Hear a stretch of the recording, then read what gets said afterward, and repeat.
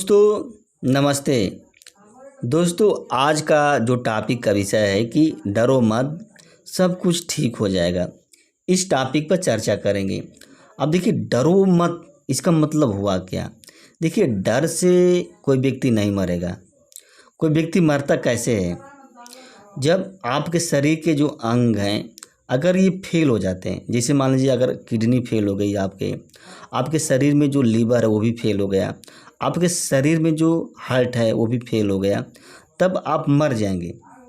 आप सिर्फ डर से नहीं मरेंगे, क्योंकि डर जो होती है क्या है, एक फीलिंग है, एक क्या है, एक इमोशन है, एक भाव है।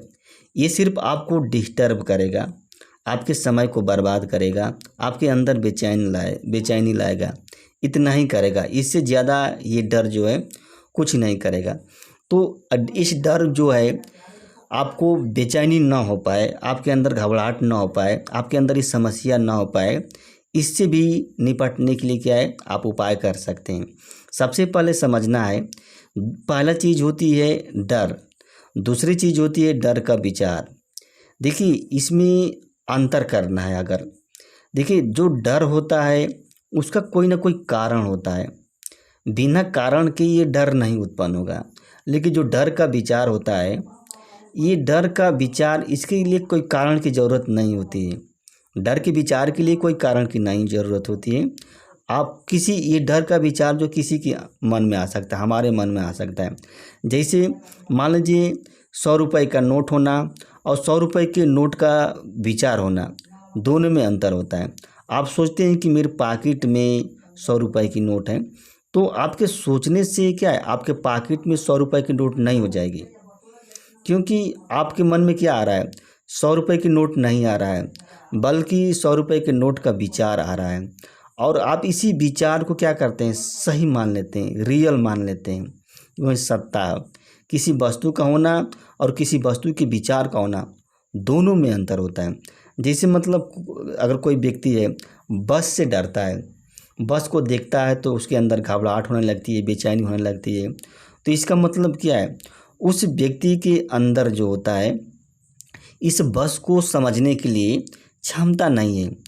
उसके अंदर क्या है, वो बस का मिस इंटरप्रिटेशन कर रहा है। मिस इंटरप्रिटेशन का मतलब क्या होता है, गलत व्याख्या करना। जैसे कोई व्यक्ति है, वो इतिहास की गलत व्याख्या कर रहा है, तो इसका मतलब क्या हुआ कि वो व्यक्ति जो है इतिहास के बारे में जानकारी नहीं हासिल किया है, यानी कि इतिहास की जानकारी उस व्यक्ति के पास नहीं है, तभी क्या वो इतिहास की गलत व्याख्या कर रहा है। उसी तरह से अगर आप बस के गलत व्याख्या कर रहे हैं, तो इसका मतलब ये हुआ कि आपको बस के बारे में जानकारी नहीं है। तो आपको इस बस से क्या है, अगर आप बस के बारे में जानकारी हासिल कर लेंगे, तब आप बस से नहीं डरेंगे, आप बस की मिस इंटरप्रिटेशन नहीं करेंगे। तो ये कैसे होगा, अपने अंदर जो है अंडरस्टैंडिंग जो है, समझने की जो क्षमता है, उसको डेवलप करना पड़ेगा। अपने अंदर जो होता है वैज्ञानिक सोच है ना, उसको बढ़ाना पड़ेगा। अपने अंदर जो विश्लेषण करने की जो क्षमता है, उसको बढ़ाना पड़ेगा। अगर ये सब बढ़ा लेंगे अपने अंदर, तो आपके मन में कोई भी विचार आएगा तो आप उस विचार को पकड़ लेंगे। जैसे मतलब क्या है, आप जिसे करांता का सिद्धांत है ना, करांता का सिद्धांत क्या कहता है, करांता का सिद्धांत ये कहता है कि किसी न किसी वस्तु का क्या होता है, कारण होता है। अगर आपके मन में जो डर आ रहा है, तो डर का कोई ना कोई कारण होगा। करांता का सिद्धांत ये कहता है, अगर डर का कोई कारण नहीं है, तो फिर भी आपके मन में डर का विचार आ रहा है, डर आ रहा है, तो इसका मतलब क्या है, ये कल्पना है। ये डर जो होगा आपके मन की उपज होगा, आपके मन की गढ़ंत होगा। इस डर का कोई बाहर जड़ नहीं है, ये आपके भीतर मन में उत्पन्न हुआ है। और ये मन आपका क्यों उत्पन्न कर रहा है, इस तरह का डर क्यों पैदा कर रहा है, क्या रीज़न है, क्या तर्क है।